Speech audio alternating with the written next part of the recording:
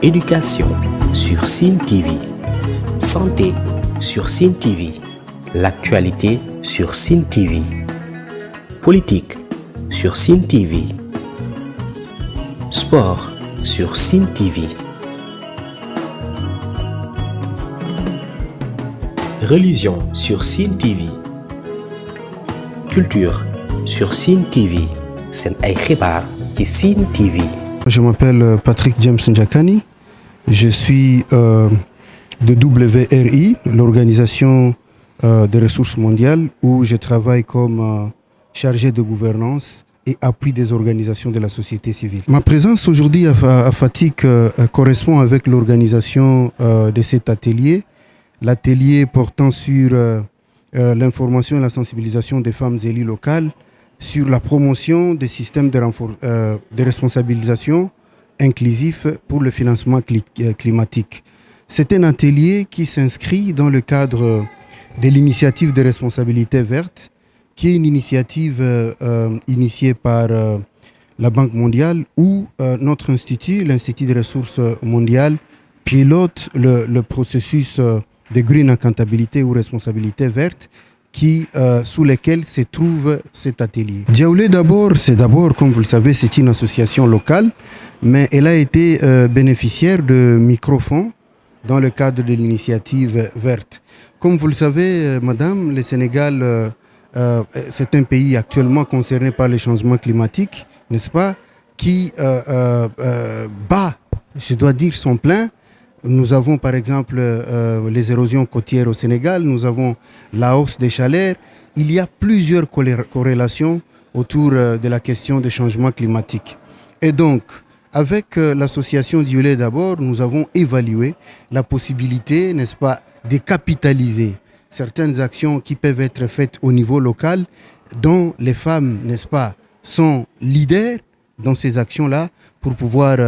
répondre au changement climatique à travers des approches, n'est-ce pas, d'adaptation et d'atténuation. Vous savez que l'association Diaoulé d'abord, c'est une association locale qui a mis en place un projet, n'est-ce pas, assez intéressant dans le cadre de l'atténuation et de l'adaptation climatique, parce que nous avons été capables de travailler avec eux dans l'installation, n'est-ce pas, d'un groupe photovoltaïque, n'est-ce pas, pour la conservation de produits alimentaires, mais également la mise en place des pépinières d'arbres résilients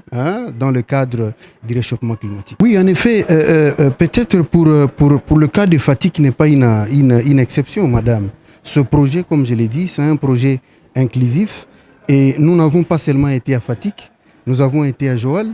Là maintenant, nous allons aller également à Bambey. Nous avons été également à Thiès, où les organisations, comme je l'ai dit, de la société civile sénégalaise ont été appuyées dans une approche, bien sûr, inclusive, mais avec des orientations de projets différentes, mais cadrant avec le changement climatique. La suite, nous allons mettre en place dans cette démarche ce qu'on appelle la communauté de pratique. La communauté de pratique, comme je l'ai dit, il y a des initiatives qui réussissent au niveau local. Vous et moi savons, n'est-ce pas, comme enfants de paysans, que nos mamans sont capables de mettre en place des modèles qui sont efficaces, qui sont plausibles sur des réponses à des questions climatiques. Et donc, nous allons mettre en place la communauté de pratiques qui va être une plateforme d'échange d'expériences qui ont réussi en matière d'atténuation, n'est-ce pas, et d'adaptation au changement climatique. Je pense que la chaleur dont nous sentons ici, c'est un effet de ce changement-là qui nous bat en plein visage. Il y a plusieurs démarches. On peut avoir ce qu'on appelle des démarches mécaniques, mais on peut avoir également de démarches incitatives plutôt. Dans les démarches incitatives, nous avons par exemple ce programme aujourd'hui, c'est un atelier, mais dans les actions mécaniques, c'est-à-dire des actions qui demandent des activités de terrain, il y a ce que j'ai dit, les femmes sont en train de mettre en place des pépinières d'arbres résilients. Et donc, nous avons le programme sur la reforestation qui va être, bien sûr, continué avec les femmes dans leur milieu. C'est un début. Je suis Mamadou Ndong Touré, jiite association bu ñu tuddee Diaoulé d'abord. donc di tamit spécialiste changement climatique. ndaje mi tey Fatick dañoo ñëw pour dajale jigéen ñi mais yan jigéen ñi nga xamante ne ñoom ay élus local lañu ñu ngi ci communes yi je pense Fatick am na 17 communes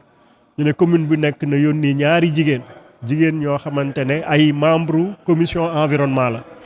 lu tax ñu tànn leen c'est pour waxtaan ak ñoom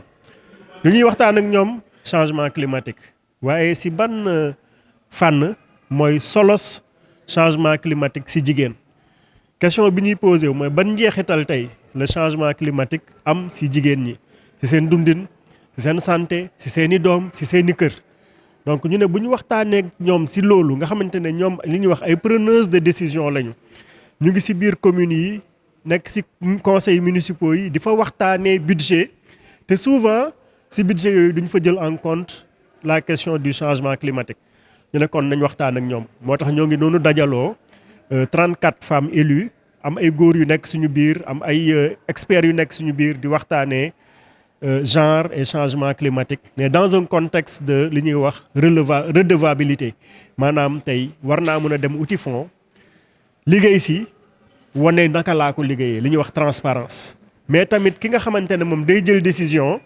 mu mën a gis yéen li ngeen nekk di def ngeen rapporter ko au niveau le plus haut ki nekk au niveau le plus haut mën na tamit fekk si le niveau le plus bas ñu tase loolu moom mooy ñoŋal loolu moom mooy indi développement. WRI dafa nekk W bi mooy monde le world le adduna bi ñu nekk fi nag di liggéey di saytu ressources yi boo nee ressource mooy maanaam li ñuy dundee donc ñoom nag dañ ko bëgg a ñoŋal mais ni ñuy ñoŋalee dañuy woote appel à projet day mel ni concours ne képp koo am nga xalaat bu rafet am nga projet. nga ñëw jongante ñu bokkoon ci jongante boobu yaakaar naa recevoir nañ lu ëpp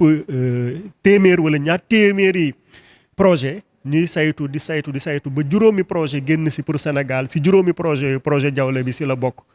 donc ñu jàpp ne war nañ mën a jàppale jigéenu Jawle yi ñu ñoŋal ñoom seeni capacité en matière de changement climatique lu tax après seen approche gën a neex mooy que dafa jóge ci suuf di yegg ci kaw loolu la tubaab bi di wax bottom up ci suuf la jóge yéeg ci kaw ñëwuñu ne projet baa ngi ni mi dañoo laaj jigéen ñi lan mooy seeni soxla ñu ne ci changement climatique bi de dañoo am tool lu ñu récolté mu yàqu suñuy loxo bu ñu amee ñam bu fanaanee forox ñu ne kon ñun tey bu ñu amoon ay chambre froide solaire amoon moulin amoon lii ak lii dinañ ko mën a gën a fësal changement climatique parce que ñu bëri boo leen di wax comme li nga posé sànq boo nee changement climatique dina waaw naka lañ mën a def est-ce que ñun mën nañu wàññi tàngoor bi est-ce que ñun mën nañu waaw mën nañu ñoom ñooñu femmes yooyu reboiser nañ lu toll ci 300 000 plants daaw ren jii nii tàmbali nañu mais ren dañu ne dañuy changer approche dañuy fexe jëmbat lu mel ni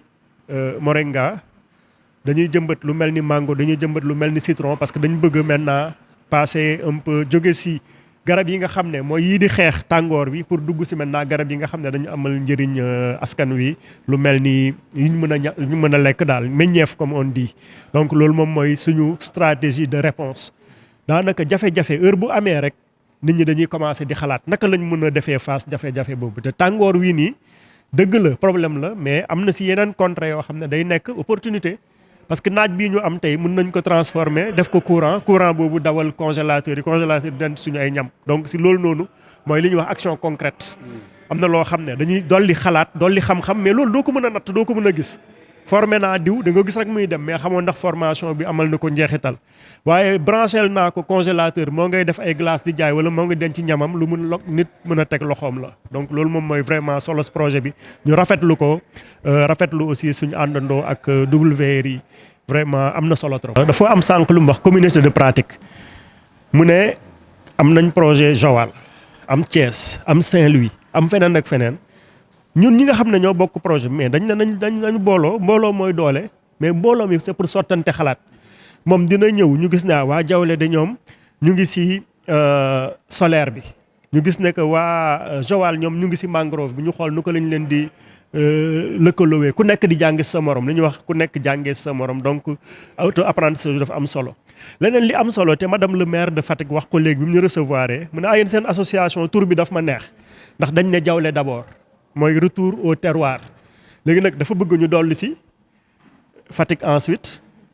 puis Sénégal et après l'Afrique. N'est-ce pas? Merci beaucoup. Éducation sur Sine TV. Santé sur Sine TV. L'actualité sur Sine TV. Politique sur Sine TV. Sport sur Sine TV. Religion sur Sine TV. Culture sur Sine TV. Seen ay xibaar ci Sine TV.